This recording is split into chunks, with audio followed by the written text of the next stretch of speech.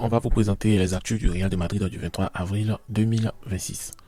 On commence avec le Real de Madrid qui souhaite désormais que les candidats au poste d'entraîneur expliquent précisément le plan pour faire fonctionner ensemble Mbappé et Vinicius avant toute nomination. Le club estime avoir trop investi dans les deux stars pour accepter qu'elles soient pas complémentaires en attaque. Donc selon Maka, le coach devra donc arriver avec une méthode claire et déjà éprouvée pour optimiser cette association offensive. Bon, quand on regarde, on voit que le Real a raison, hein, parce qu'ils doivent exiger un plan clair pour Mbappé et Vinicius. Parce que le niveau des investissements, il est trop. L'exigence n'est plus seulement de gagner, mais de dominer avec cohérence. Donc pour moi, ce duo ne pose pas de problème de talent, mais c'est un problème de structure. Donc il faut définir des zones, des circuits de passe et aussi un troisième relais pour éviter qu'il se marche là-dessus. Le futur entraîneur devra prouver qu'il sait équilibrer la liberté individuelle et aussi la discipline collective. Mbappé est plus efficace dans l'axe et Vinicius dans l'attaque des couloirs. Donc leur complémentarité devra dépendre du rôle dans l'entrejeu et des appels du troisième homme. Si le coach arrive avec une idée floue, le Real perdra du temps et de l'autorité. À Madrid, c'est pas le nom du coach qui compte d'abord, c'est sa capacité à faire fonctionner les stars dans un système clair et gagnant. On a Dani Ceballos qui pourrait quitter le Real de Madrid lors du prochain mercato estival. Plusieurs clubs auraient déjà entamé les discussions pour soumettre des offres. On a l'Ajax d'Amsterdam ainsi que d'autres clubs qui seraient intéressés par sa signature. Le Real de Madrid ferait un choix cohérent s'il vendait Ceballos cet été parce que son temps de jeu est trop limité dans l'effectif madrilène déjà surpeuplé. Il a 29 ans, il arrive en fin de cycle, il a encore de la valeur marchande. En tout cas, ça tourne autour de 15 millions d'euros selon la presse. Il pourrait redonner du souffle au vestiaire madrilène. Bon, quand on regarde aussi, on voit que le club perdrait un profil des remplaçants fiables et techniques capables de jouer box-to-box, de monter en puissance dans un contexte de rotation.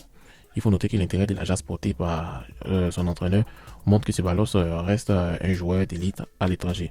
Pour Madrid, la vraie question est moins le cadet ou le vendre que de savoir s'il reste dans le projet du futur entraîneur et s'il est clairement rangé au rang des pièces de rechange. Il y a des tensions internes au Real de Madrid. Selon Rory Picon, Florentino Pérez pousserait fortement de se séparer de Alvaro Arbeloa. En coulisses, le débat fait rage. Une partie du board veut lui laisser du temps et croire en son projet, mais Florentino serait le plus déterminé à changer d'entraîneur dès maintenant. Ce sont deux visions, un club sous pression, donc l'avenir d'Abeloa se joue en étenne. Bon, je vous pose la question, est-ce que vous êtes pour ou contre son départ? Bon, le Real de Madrid traverse une forte tension avec une partie du board qui veut clairement laisser du temps à Belois, tandis que Florentino lui, il milite un changement rapide en promouvant à Belois. Le club a clairement choisi un homme de maison proche de la logique présidentielle, mais le vestiaire et certains investissements récents comme Mbappé, Bellica, Mastantuono demandent des résultats immédiats. Donc, je pense plutôt pour la continuité. Abeloa est encore en phase de construction avec un groupe riche et des égaux. Et aussi, il y a une planche de carbone énorme. Donc, le vraiment dangereux, ce n'est pas un mauvais entraîneur, c'est un climat de désaccord permanent entre le président, le staff et les joueurs. Un changement de coach tous les 6 mois entamera davantage la crédibilité des Real de Madrid qu'un Arbeloa peu en difficulté mais stable. On a le Real de Madrid qui prévoit libérer 8 joueurs. 8 joueurs, donc les contrats de deux arrivent à terme, ceux de Alaba et Cavaral qui arrivent à échéance. Il y a deux autres, Franck Garcia et Ceballos, qui expirent en 2027. Franco Masanzono sera également prêté, tandis que Camavinga, Gonzalo Ramos et Raúl Asensio seront vendus.